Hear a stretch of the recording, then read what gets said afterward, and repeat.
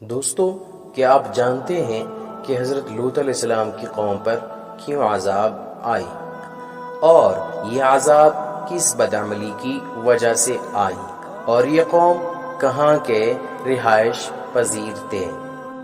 تو آئیے اس ویڈیو میں جانتے ہیں۔ ویڈیو شروع کرنے سے پہلے اگر آپ ہمارے چینل پر نئے ہیں تو چینل کو سبسکرائب کریں اور اپنے دوستوں کے ساتھ شیئر کریں۔ قرآن مجید میں قوم لوط کا ذکر 17 مرتبہ آیا ہے۔ قوم لوط کا مسکن شہر سدوم اور عمورہ تھا جو بحر مردار کے ساحل پر واقع تھا، اور قریش مکہ اپنے شام کے سفر میں برابر اسی راستہ سے آتے جاتے تھے۔ یہ علاقہ 5 اچھے بڑے شہروں پر مشتمل تھا جن کے نام سدوم، عمورہ، ادما اور سبوبیم اور زغر تھے۔ ان کے مجموعہ کو قرآن کریم نے مؤتفقہ اور مؤتفقات یعنی الٹی ہوئی بستیاں کے الفاظ میں کئی جگہ بیان فرمائے ہیں۔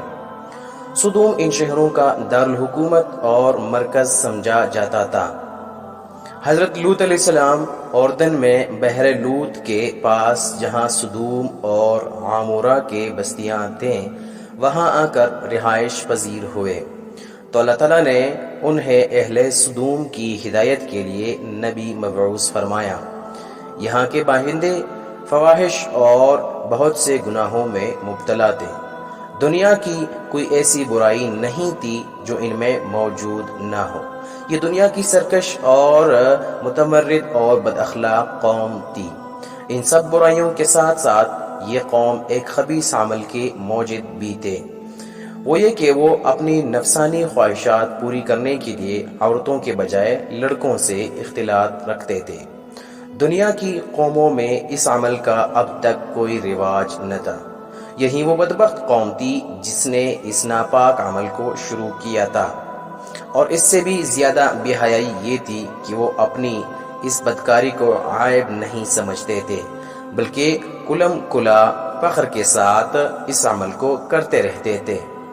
ان کی حالات میں حضرت لوط علیہ السلام نے اس قوم کو ان کی بے حیائی اور برائیوں پر ملامت کی اور شرافت و طہارت کی زندگی کی رغبت دلائی، اور ہر ممکن طریقے سے نرمی اور پیار سے انہیں سمجھایا اور نصیحتیں کیے، اور پچھلی قوموں کی بدعمالیوں کے نتائج اور ان پر آئے ہوئے عذابات بتا کر عبرت دلائی، لیکن ان پر کوئی اثر نہیں ہوا، بلکہ الٹا طنز کرتے ہوئے یہ کہنے لگے، یہ بڑے پاک باز لوگ ہیں، ان کو اپنی بستی سے نکال دو، اور بارہا سمجھانے کے بعد یہ کہنے لگے، ہم تو نہیں مانتے، اگر تو سچا ہے تو ہم پر اللہ کا عذاب لے آ۔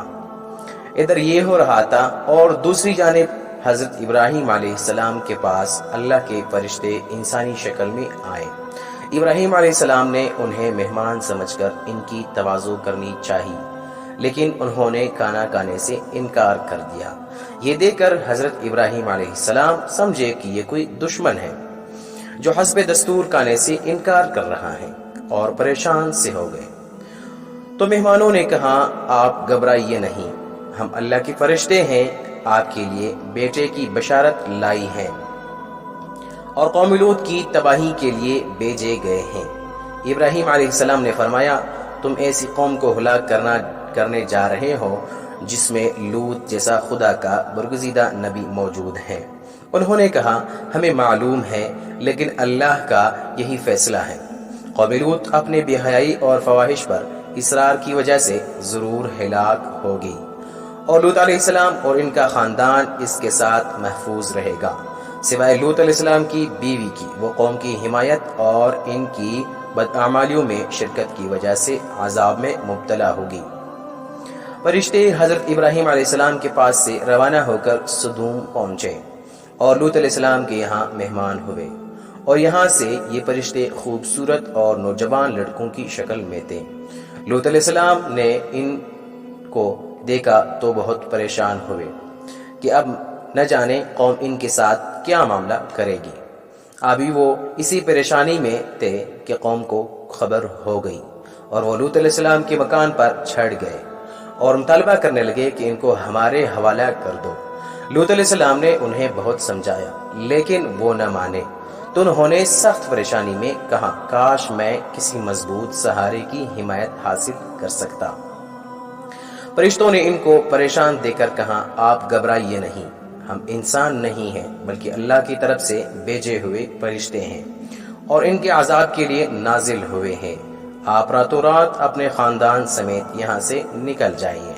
تو فرشتوں کے پیغام کے بعد لوط علیہ السلام اپنے خاندان سمیت بستی سے نکل کر سدوم سے رخصت ہو گئے اور ان کی بیوی نے ان کی رفاقت سے انکار کر دیا اور یہی رہ گئی۔ جب رات کا آخری پہر ہوا تو عذاب شروع ہو گیا۔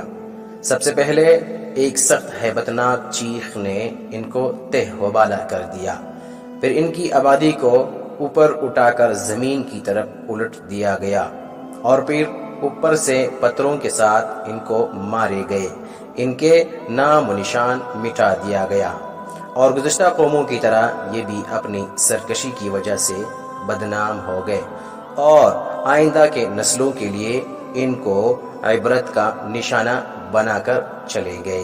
اللہ تعالی ہمیں ان بدکاریوں سے بچائے اور ہماری پیاروں کو بھی ان بدکاریوں سے بچائے۔